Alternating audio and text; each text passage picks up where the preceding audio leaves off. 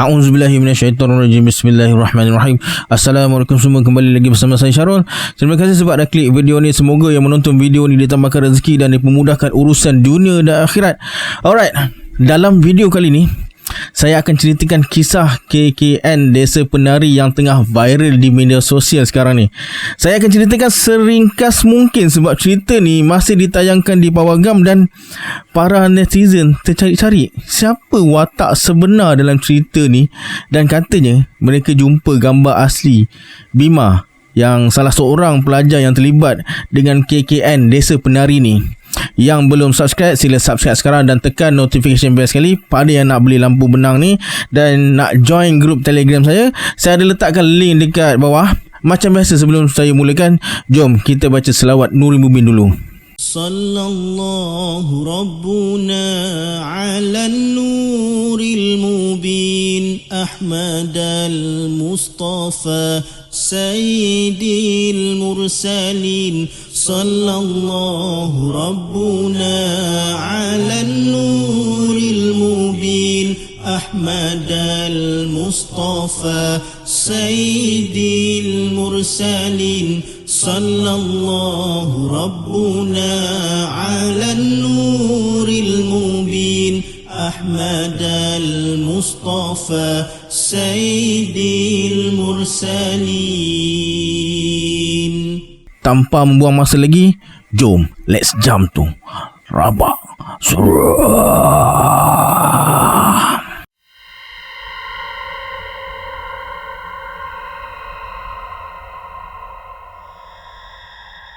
KKN Desa Penari ini merupakan sebuah filem yang diadaptasi dari kisah benar dan viral oleh Simple Man di Twitter pada tahun 2019. Kisah ni terjadi pada tahun 2009, mengisahkan 6 mahasiswa iaitu Nur, Ayu, Widya, Bima, Anton dan Wahyu yang akan buat satu program KKN, singkatan bagi kuliah kerja nyata.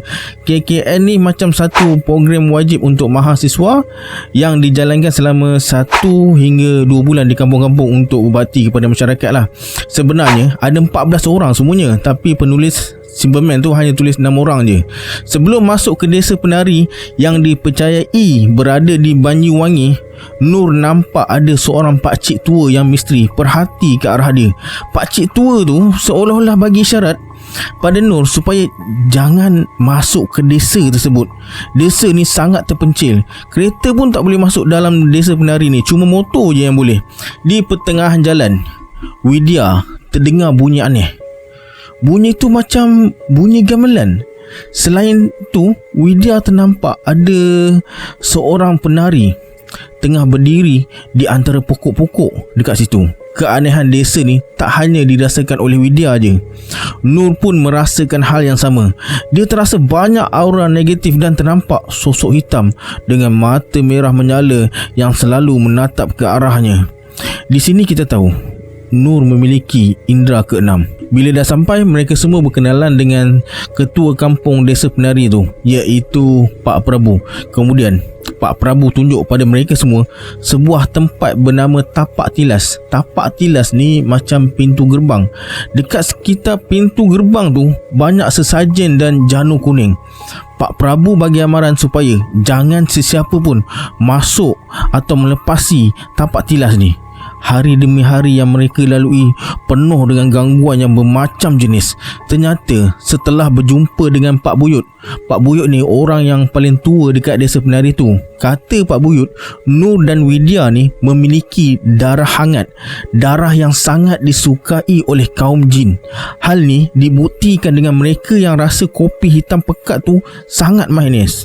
Padahal kalau orang normal minum kopi tu, dia akan rasa sangat pahit. Tanpa mereka sedar, ada sosok gaib yang bernama Badarawuhi yang tengah cari mangsa. Dan semestinya Badarawuhi suka dengan orang yang berdarah hangat. Sasarannya ialah Nur dan Widya. Tapi Badarawuhi tak ganggu Nur sebab dia hormat dengan yang ada dekat belakang Nur tu. Sebenarnya Nur ada kodam yang bernama Mbah Dok.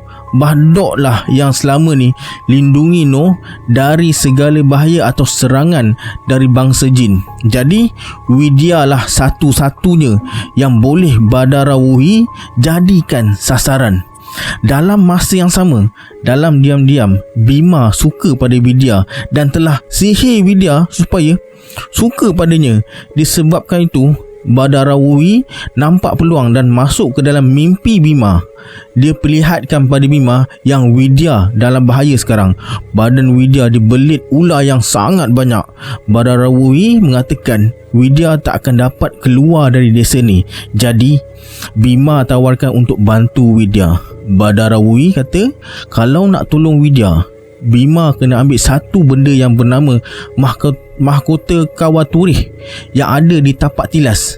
Kalau dah jumpa mahkota tu, kena bagi pada Widya. Dipendekkan cerita, Bima nekat masuk ke tapak tilas yang sebelum ni Pak Prabu larang masuk ke sana untuk ambil mahkota Kawaturih tu. Bila dah jumpa, Bima minta tolong pada Ayu untuk bagi mahkota Kawaturih tu pada si Widya. Tapi Ayu yang sebenarnya suka dekat Bima tak jalan dekat amanah. Dia simpan mahkota Kawaturih tu dan tak berikan pada Widya. Ayu bagi alasan yang mahkota Kawaturih tu dah hilang. Hal ni membuatkan Bima marah dan kecewa pada Ayu. Tak lama kemudian, Ayu didatangi Badarawuhi dan berkata pada Ayu dia boleh tolong membuatkan Bima jatuh hati pada dia.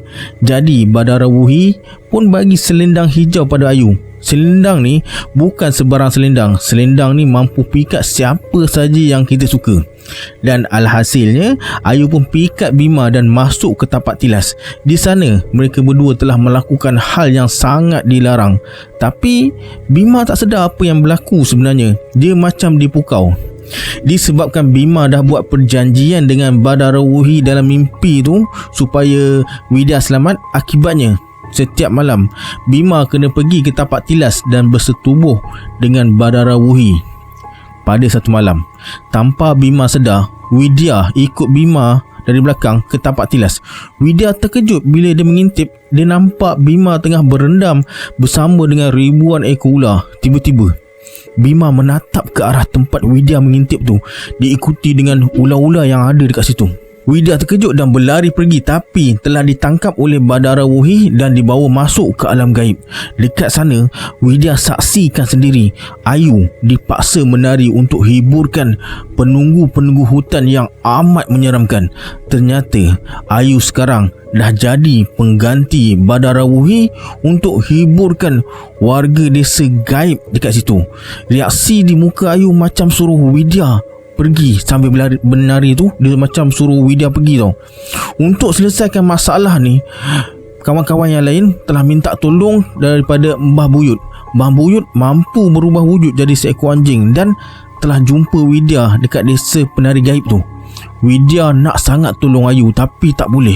Kemudian Widya berlari ikut jejak anjing tu. Sementara tu Ayu terus terperangkap dan terus menari setapak demi setapak di desa gaib tu.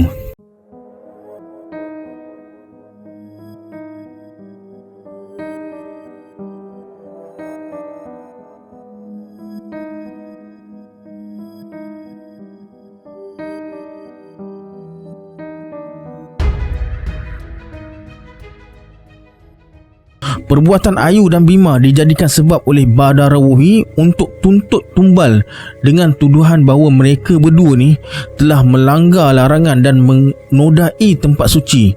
Bima dah melakukan sihir dekat desa tu. Ayu pula dah bersetubuh dengan Bima. Akibatnya jiwa Ayu dan Bima terperangkap dekat desa gaib tu. 4 hari setelah kawan-kawan mereka berdua tinggalkan tempat tu, Bima meninggal. Ayu pula 3 bulan kemudian. Dekat sini saya tampilkan sekeping gambar yang dikatakan gambar asli Bima yang bergambar di tapak tilas.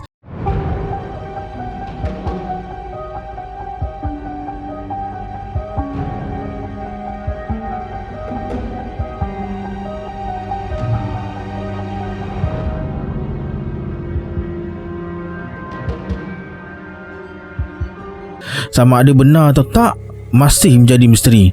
Disebabkan cerita ni masih ditayangkan lagi, jadi saya ceritakanlah seberingkas je. Nak tahu cerita selengkapnya, bolehlah tengok cerita ni sendiri dekat panggung wayang. Baiklah, sampai di sini video ringkas untuk cerita KKN Desa Penari ni. Kalau anda ada kisah seram yang nak dikongsikan, boleh emailkan kepada alamat email di bawah. Jangan lupa like, komen dan share video ni. Kita berjumpa di video akan datang. Saya Syarul. Assalamualaikum. Adios.